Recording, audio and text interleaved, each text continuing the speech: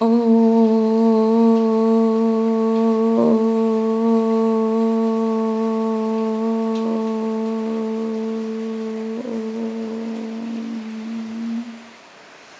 শান্তি।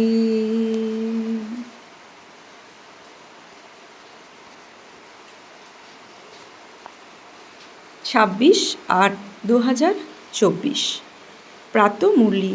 ওম শান্তি। বাপদাদা মধুবন। আজ জন্মাষ্টমী, শ্রীকৃষ্ণের জন্ম হয়েছিল। সবাইকে জন্মাষ্টমীর উপলক্ষে হার্দিক শুভেচ্ছা।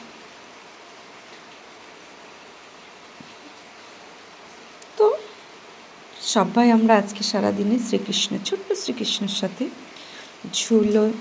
ঝুলাবো, তার সাথে রাস করব আমরা গোপীরা। যেটা সত্য যুগে প্র্যাকটিক্যালি হবে, সেটাই সূক্ষ্মতে আমরা সঙ্গম যুগে নিরন্তর অমৃতবেলা থেকে শুরু করব। আজকের বাপদাদার অমূল্য মহাবাক্য হলো, মিষ্টি বাচ্চারা, সর্বশ্রেষ্ঠ বাবা তোমাদের গুরুত্বপূর্ণ ব্যক্তিদের বেশি পরিশ্রম করান না।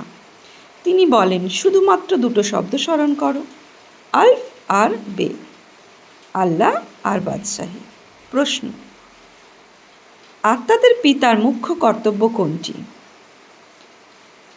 যার মধ্যে বাবা মজা অনুভব করেন? উত্তর: আত্মাদের পিতার প্রধান কর্তব্য হল পতিতকে পবিত্র বানানো। বাবা পবিত্র করে তোলার মধ্যেই মজা অনুভব করেন। বাবা আসেন বাচ্চাদের সদ্গতি প্রদান করতে, সবাইকে শতপ্রধান করে তুলতে। কেননা ঘরে ফিরতে হবে। শুধুমাত্র একটা বিষয়ে নিশ্চিত হও যে আমার দেহ নেই, আত্মা। আমি কে? আমি এক চৈতন্য শক্তি আত্মা। আর বাবাও কে? পরমাত্মা, যার কোনো দেহ নেই। তো আমাদেরকেও এটা নিশ্চিত করতে হবে আমরা দেহ নই, আমরা হলাম একজন আত্মা। দুই ভ্রুয়ের মাঝে নক্ষত্রের মতো উজ্জ্বল। তো বাবা বলছেন, এই পাঠের দ্বারাই বাবার স্মরণ থাকবে আর পবিত্র হতে পারবে। ওম শান্তি। আত্মাদের বাবা বসে আত্মারূপী বাচ্চাদের বোঝাচ্ছেন। বাবাও মজা অনুভব করেন বাচ্চারা তোমাদের পবিত্র করে তুলতে।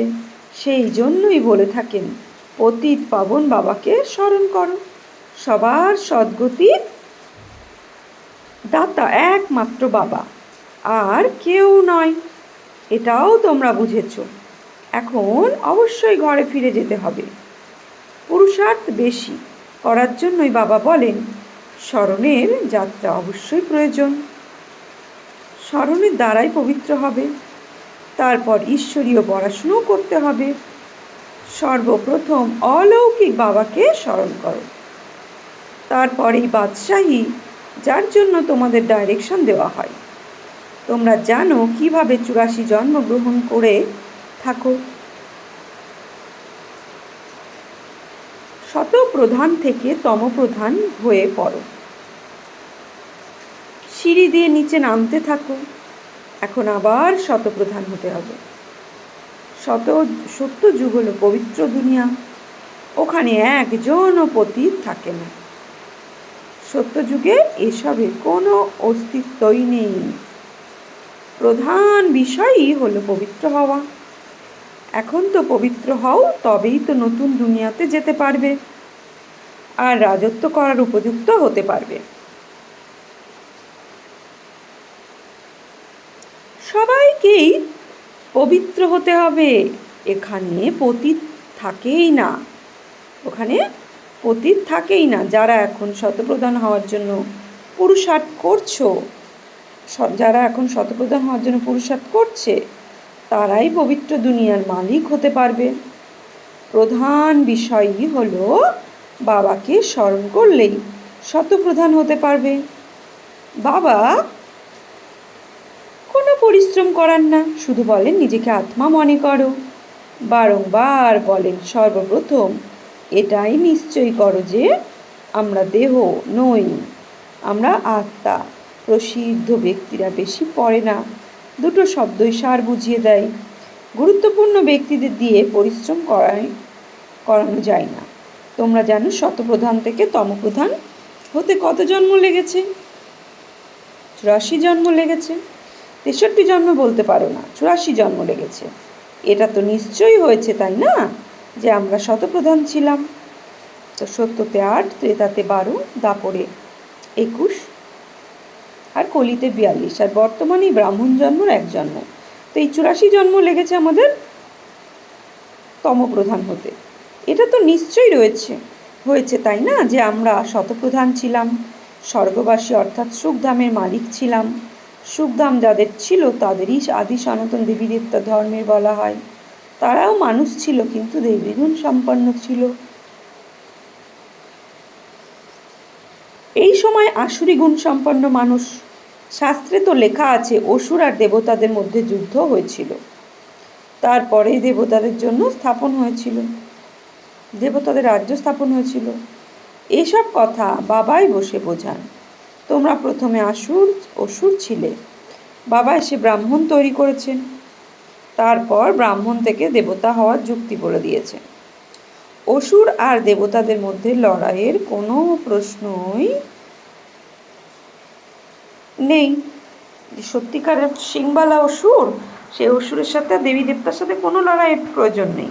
তো সিংবালা অসুর নয়। তো আমার আত্মার মধ্যে আসুরি বৃত্তি আছে, দেবী বৃত্তি আছে। তো দেবী বৃত্তি জাগরণ করার জন্য আসুরি বৃত্তির সাথে কি যুদ্ধ, লড়াই লাগে। তো এইটারই ইয়াদগার আছে। তার জন্য কোনো সিংবালা অসুরের ব্যাপার নেই। দেবতাদের জন্যই বলা হয় অহিংসা পরম ধর্ম। দেবতারা কখনো লড়াই করে না, কোনো ব্যক্তির সাথে কখনো কোনো লড়াই করবে? হিংসার কোনো প্রশ্নই নেই। সত্যযুগে দেবী রাজ্য, সেখানে লড়াই কি করে হবে?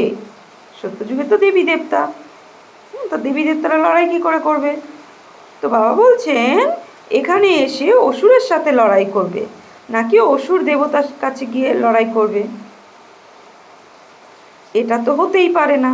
এ হলো পুরনো দুনিয়া আর ওটা হলো নতুন দুনিয়া। তবে লড়াই কি করে হবে? ভক্তি মার্গে মানুষ যা শোনে তাই সত্য বলে স্বীকার করে নেয়। কারো বুদ্ধিতে ধারণা হয় না, সম্পূর্ণরূপে পাথর বুদ্ধি। কলিযুগে পাথর বুদ্ধি, সত্যযুগে স্পর্শ বুদ্ধি সম্পন্ন, অর্থাৎ পারস বুদ্ধি সম্পন্ন। রাজ্যই হলো পারসনাথের, তাই না? তো পারসনাথ, যিনি আমাদের পারস বানান, তিনিই তো পারসনাথ, তাই না, পতিত পাবন শিব বাবা। এখানে তো রাজ্যই নেই।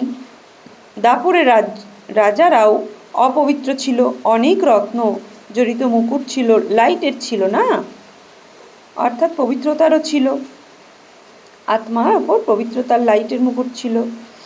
তো অরা যেটা বলা হয়, তো ওখানে সব পবিত্র ছিল। এর অর্থ এই নয় যে উপরে কোনো লাইট থাকে, তা নয়। আত্মার লাইটের জ্যোতি, সেটাই পবিত্রতার তাজ। চিত্রগুলিতে পবিত্রতার চিহ্ন হিসেবে লাইট দেখানো হচ্ছে। এই সময় তোমরাও পবিত্র হয়ে উঠছো। তো লাইটের পবিত্রতা, যে যত পিওরিটি ধারণ করবে তার আত্মার লাইট তত তেজ হবে। তো সেটাই হচ্ছে ছবিতে দেখানো হচ্ছে লাইটে পবিত্রতার চিহ্ন হিসাবে। তো তোমাদের লাইট কোথায়? এটা তোমরা জানো, বাবার সাথে যোগযুক্ত হয়ে পবিত্র হয়ে উঠছো। ওখানে বিকারের নামগন্ধ নেই। বিকারী রাবণ রাজ্য শেষ হয়ে যায়, এখানে রাবণকে দেখানো হয়। এতে এতটাই প্রমাণিত এখন রাবণ রাজ্য চলছে। রাবণকে প্রতি বছর জ্বালানো হয়, কিন্তু জ্বলেই না। তোমরা তার উপরেই বিজয় প্রাপ্ত করো। এরপরে রাবণ আর থামবে না। তোমরা হলে অহিংসক। যোগ বলের দ্বারা তোমরা বিজয় প্রাপ্ত করো। স্মরণের যাত্রা দ্বারাই তোমাদের জন্ম জন্মান্তরের সব বিকর্ম বিনাশ হবে। জন্ম জন্মান্তর অর্থাৎ কবে থেকে বিকর্ম শুরু হয়? সর্বপ্রথম তো তোমরা আদি সনাতন দেবী দেবতা ধর্মেরই এসেছিলে। প্রথমে সূর্যবংশী, তারপর চন্দ্রবংশীতে 2 কলা কম হয়ে যায়, তারপর ধীরে ধীরে কলা কম হতে থাকে। এখন প্রধান বিষয়ই হলো বাবাকে স্মরণ করে শতপ্রধান হতে হবে। আর পূর্ব কল্প শতপ্রধান হয়েছিল, তারাই হবে। তারা ক্রমাগত আসতে পারবে। নম্বর অনুসারে অল্প আসবে, ড্রামা অনুসারে প্রত্যেকে আসবে এবং নম্বর অনুসারে জন্মগ্রহণ করবে। কত বিচিত্র এই ড্রামা! একে বোঝার জন্য বিচক্ষণতার প্রয়োজন। যেভাবে তোমরা নিচে নেমে এসেছো, এখন আবার সেভাবেই উঠতে হবে। নম্বর অনুসারেই পাশ করবে, তারপর নম্বর অনুসারেই নিচে নামবে। তোমাদের জন্য লক্ষ্য হলো শতপ্রধান হওয়া। সবই তো ফুল পাস, পূর্ণ সফলতা করবে না। 100 নম্বর থেকে ধারাবাহিকভাবে কম মার্কস হতে হবে। সেই জন্য তীব্র পুরুষার্থ করার প্রয়োজন। এই পুরুষার্থেও অসফল হয়ে যায়। সার্ভিস করা তো সহজ, মিউজিয়ামে তোমরা কিভাবে বোঝাচ্ছ। আর তার উপরেই প্রত্যেকের ঈশ্বরীয় পঠন পাঠন সম্পর্কে ধারণা হয়ে যায়। প্রধান শিক্ষক যখন দেখবে এই আত্মা সঠিকভাবে বোঝাতে ব্যর্থ হচ্ছে, তখন নিজেই গিয়ে বোঝাবে, এসে সহজ যোগ প্রদান করবে। তো 2-1 গার্ডও অর্থাৎ পর্যবেক্ষণও রাখা হয়, যারা দেখে ভালোভাবে বোঝাতে পারছে। তো তো কিছু বলছে, কেউ কিছু জিজ্ঞাসা করলে মুচড়ে পড়ছে না তো, এটাও বুঝেছে। সেন্টারের সার্ভিস থেকে প্রদর্শনীর সার্ভিস ভালো হয়, আবার প্রদর্শনী থেকে মিউজিয়ামে ভালো সার্ভিস হয়। মিউজিয়াম সুন্দর চিত্র প্রদর্শন করার বোঝানো হয়। তারপর যারা দেখে যায় তারাও আবার তাদের শোনায়। এইভাবে শেষ পর্যন্ত চলতে থাকবে। এই গডফাদার ওয়ার্ক ইউনিভার্সিটি শব্দটি সুন্দর। এর মধ্যে তো কোনো মানুষের নাম নেই। এর উদ্ঘাটন কে করেছে? বাবা বলেন, তোমরা প্রখ্যাত মানুষের দিয়ে উদ্ঘাটন করিয়ে থাকো। তো যখন কোনো সেন্টার বা কোনো ইউনিভার্সিটি, গডফাদারলি ওয়ার্ল্ড ইউনিভার্সিটি শব্দটি, তাই না, কোনো সেন্টার খোলে ব্রহ্মাকুমারীশ্বরী বিশ্ববিদ্যালয়, তো কোনো মান্যগণ্য ব্যক্তিকে দিয়ে সেটাকে উদ্ঘাটন করা হয়। সুতরাং প্রখ্যাত মানুষ দিয়ে উদ্ঘাটন করিয়ে থাকো। অনেক মানুষ আসে, একজনকে অনুসরণ করে, শেষ পর্যন্ত অনেকে আসবে। সেই জন্য বাবা দিল্লিতে লিখেছিলেন, ব্রহ্মা বাবা, প্রখ্যাত মানুষেরা যে মতামত দিয়েছিল তা ছাপাও, লোকেরা সেগুলো দেখে বলবে ওদের কাছে এত বড় বড় মানুষরা সব আসে, ইনি তো খুব ভালো মতামত দিয়েছেন। সুতরাং প্রখ্যাত মানুষদের মতামত ছাপানো ভালো, এর মধ্যে কোনো জাদু ইত্যাদি প্রশ্নই নেই। সেই জন্য বাবা লিখে বলেন, প্রখ্যাত মানুষদের মতামত পুস্তকারে প্রকাশ করা উচিত, সেই পুস্তক বিলি করা উচিত। গাওয়া হয় মিথ্যা কায়া মিথ্যা মায়া, এর মধ্যেই সব এসে যায়। অনেকেই বলে থাকে এটা রাবণ রাজ্য, রাক্ষস রাজ্য। সর্বপ্রথমে যাদের রাজ্য ছিল তাদের নজরে আসা উচিত। বলে আমরা পতিত, আমাদের পবিত্র করে তোলো। সুতরাং সব বিকর্ম তার মধ্যে পড়ে। সবাই বলে থাকে হে পতিত পাবন, সুতরাং তারা অবশ্যই পতিত, তাই না? তোমরা চিত্র রাইট বানিয়েছ যে পতিত পাবন পরমপিতা পরমাত্মা, বাকি সমস্ত নদী নর্দমা। বলছে বাকি সমস্ত কি নদী নর্দমা। অমৃতসরের পুষ্করিণী রয়েছে, তার সমস্ত জল দূষিত হয়ে গেছে, তাকেও মানুষ অমৃতের পুকুর বলে মনে করে। বড় বড় রাজারা পুষ্করিণী পরিষ্কার করে থাকে, তার জলকে অমৃত মনে করে, সেই জন্য নাম রাখা হয়েছে অমৃতসর।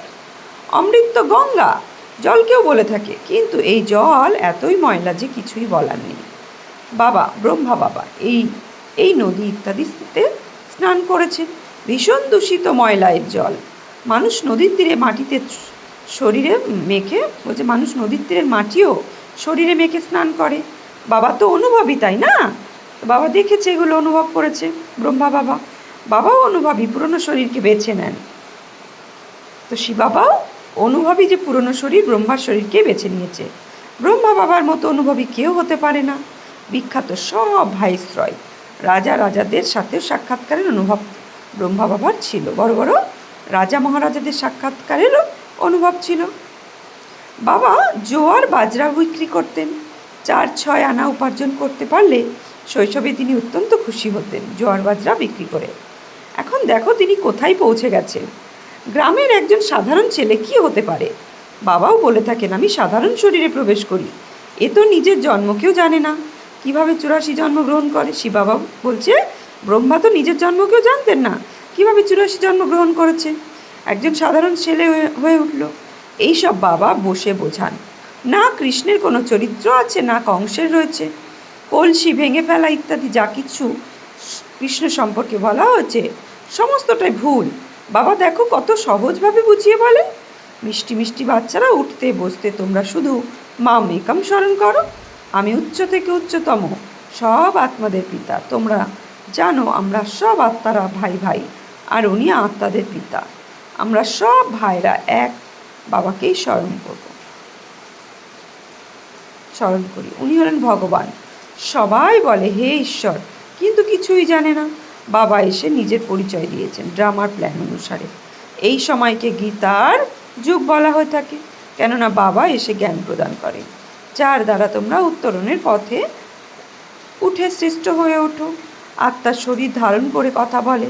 বাবাকেও দিব্য অলৌকিক কর্তব্য করতে অসহায় হয়, সুতরাং শরীরের আধার নিতে হয়। অর্ধকল্প ধরে মানুষ দুঃখী হওয়ার কারণে তাকে আহ্বান করে। বাবা কল্পে একবারই আসেন, তোমরা তো বারংবার তোমাদের ভূমিকা পালন করে আসছো। আদি সনাতন হলো দেবী দেবতা ধর্ম, সেই ফাউন্ডেশন এখন আর নেই, তাদের শুধুমাত্র জড়চিত্র রয়েছে। বাবা বলেন তোমাদের লক্ষ্মীনারায়ণ হতে হবে, এম অবজেক্টটি সামনেই। এ হলো আদি সনাতন দেবী দেবতা ধর্ম। হিন্দু ধর্ম বলে কোনো ধর্মই নেই। হিন্দু তো হিন্দুস্তানের নাম। যেমন সন্ন্যাসীর ব্রহ্ম অর্থাৎ নিবাস স্থানকে ভগবান বলে দেয়, তেমনই ব্রহ্ম অর্থাৎ নিরাকার মহাজ্যোতি শিব বাবার নিবাসস্থান ব্রহ্মলোক, তারা ওটাকেই ভগবান বলে দেয়। তেমনই ওরাও থাকার জায়গাকে নিজেদের ধর্ম বলে দেয়। আদি সনাতন কোনো ধর্ম হিন্দু ধর্ম ছিল না। হিন্দুরা তো দেবতাদের সামনে গিয়ে মাথা নত করে। মহিমা করে যারা দেবতা ছিল তারাই হিন্দু হয়ে গেছে, ধর্মভ্রষ্ট কর্মভ্রষ্ট হয়ে গেছে। অবশিষ্ট সব ধর্ম আছে, শুধু এই দেবতা ধর্ম প্রায় লুপ্ত হয়ে গেছে। নিজেরাই পূজ্য ছিল, তারপর পূজারী হয়ে দেবতাদের পূজা করতে লাগলো। কত বোঝাতে হয়, কৃষ্ণের জন্য কত বুঝিয়ে বলেন ইনি স্বর্গের প্রথম প্রিন্স, সুতরাং 84 জন্ম তাকে দিয়েই শুরু হয়। বাবা বলেন অনেক জন্মের একদিন একদম অন্তিম জন্ম শেষে আমি আসি। বাবা বলে অনেক জন্মের অন্তিম জন্মের শেষে আমি আসি, এর মধ্যে প্রবেশ করি। সুতরাং তার হিসাবও তো বলবেন, তাই না? এই লক্ষ্মীনারায়ণও প্রথম নম্বরে এসেছিল। যারা প্রথমে এসেছিল তারাই শেষে চলে যাবে। শুধু এক কৃষ্ণই তো ছিল না, আরও কৃষ্ণ বংশাবলীরাও ছিল। এই সবই তোমরা ভালোভাবে জেনেছ। এরপর আর ভুলে যেও না, এখন তো অনেক মিউজিয়াম খোলা হয়েছে, আরও অনেক খেয়াল হবে, অনেক মানুষ আসবে। যেমন মন্দিরে গিয়ে মানুষ মাথা ঠেকায়, তোমরাও দেখবে তোমাদের কাছে যখন লক্ষ্মীনারায়ণ চিত্র দেখবে, ভক্তরা তখন চিত্র সামনে টাকা পয়সা রাখবে। তোমরা বলে থাকো তো এ তো বোঝার বিষয়, টাকা পয়সা রাখার কোনো ব্যাপার নয়। এখানে তোমরা বাবা কি বলছেন, টাকা পয়সা রাখার কোনো ব্যাপার নেই। এখন তোমরা শিব মন্দিরে গেলে কি পয়সা দেবে? বাবা কোশ্চেন করেছে, বলছে এখন তোমরা শিব মন্দিরে গেলে কি পয়সা দেবে? তোমরা তোমাদের লক্ষ্য নিয়ে বোঝাতে যাবে, কেননা তোমরা সবার বায়োগ্রাফি সম্পর্কে জানো। দেবী দেবতাদের বায়োগ্রাফি সম্পর্কে বাবা আমাদের বুঝিয়েছেন, তাই তোমরা জানো। মন্দিরটাও অসংখ্য আছে, প্রধান হলো শিব মন্দির। ওখানে অন্যদের মূর্তি কেন রাখো? সবার সামনে পয়সা রাখলে আমদানি হবে। ওই জন্য ভক্তিতে জানা হয়েছিল যে শিবকে আলাদা রাখতে হয়, কোনো সিংহাসনে রাখে না, দেবী দেবতাদের সিংহাসনে রাখতে হয়। কেননা শিব বাবার শরীরেরই নেই, সিংহাসনে কিভাবে বসবে? তাই খোলা ছাদের নিচে। তো সেই অর্থে দেবী দেবতার সাথে শিবকে রাখা যাবে না, শিবকে উঁচুতে রাখতে হবে। তাই বাবা বলছে ও শিব বাবা, ওরা শিবের মন্দিরে বলবে বা শিব পরিবারের মন্দির বলবে। শিব বাবা এই পরিবার স্থাপন করেছেন। প্রকৃত সত্য পরিবার তো তোমরা ব্রাহ্মণদের, প্রকৃত সত্য পরিবার তো তোমাদের ব্রাহ্মণদের। শিব বাবা পরিবার তো শালগ্রাম। তারপর তাই বোঝানো, তারপর বাবা বোঝান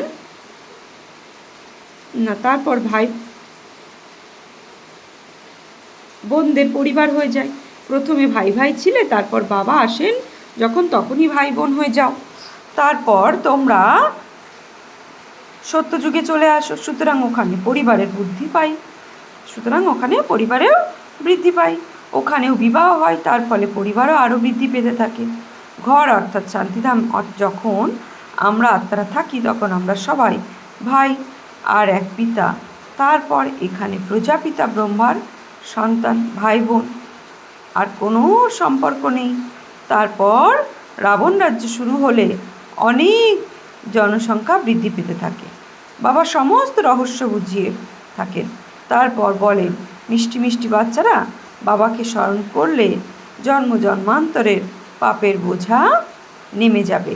শুধু ঈশ্বরীয় পড়াশুনো করলেই পাপ মিটবে না, প্রধান বিষয়ই হলো বাবাকে স্মরণ করা। আচ্ছা, মিষ্টি মিষ্টি হারানিধি বাচ্চাদের প্রতি মাত পিতা বাপদাদার স্মরণে স্নেহ সুমন আর সুপ্রভাত। আত্মাদের পিতা তার আত্মারূপী বাচ্চাদের জানাচ্ছি নমস্কার। আমরা আত্মারূপী বাচ্চারা আত্মারূপী বাপদাদাকে জানাচ্ছি নমস্কার, সুপ্রভাত, ধন্যবাদ। ধারণার জন্য মুখ্য সার: 1. ফুল মার্কস পাস করার জন্য নিজের বুদ্ধিকে শতপ্রধান স্পর্শ অর্থাৎ পারস বুদ্ধি করে তুলতে হবে। মোটা বুদ্ধি থেকে তীক্ষ্ণ বুদ্ধি সম্পন্ন হয়ে ড্রামার বিচিত্র রহস্যকে বুঝতে হবে। 2. এখন বাবার সমান হয়ে দিব্য আর অলৌকিক কর্ম করতে হবে। ডবল অহিংসক হয়ে যোগ বলের দ্বারা নিজের বিকর্ম বিনাশ করতে হবে। বরদান: কর্ম আর যোগের ব্যালেন্সের দ্বারা ব্লেসিংয়ের অনুভবকারী কর্মযোগী ভব। কর্ম করতে করতে ঈশ্বরের সাথে যোগ লাগানো, তো যেই যোগের ব্যালেন্সের দ্বারা ব্লেসিংয়ের অনুভবকারী বাবার থেকে তত আমরা ব্লেসিং পাবার এই অনুভবকারী কর্মযোগী হব। কর্মযোগ অর্থাৎ প্রত্যেক কর্মযোগ যুক্ত হবে। কর্মযোগী আত্মা সদাই কর্ম আর যোগের সাথ অর্থাৎ ব্যালেন্স বজায় রাখবে। কর্ম আর যোগের ব্যালেন্স থাকলে প্রত্যেক কর্মে বাবার দ্বারা তো ব্লেসিং প্রাপ্ত হয়। আপিতু যাদের সম্পর্কের সম্বন্ধে আসবে তাদের আশীর্বাদও প্রাপ্ত হয়। কেউ ভালো কাজ করলে তো হৃদয় থেকে তার জন্য আশীর্বাদ বেরিয়ে আসে যে খুব ভালো করেছে। খুব ভালো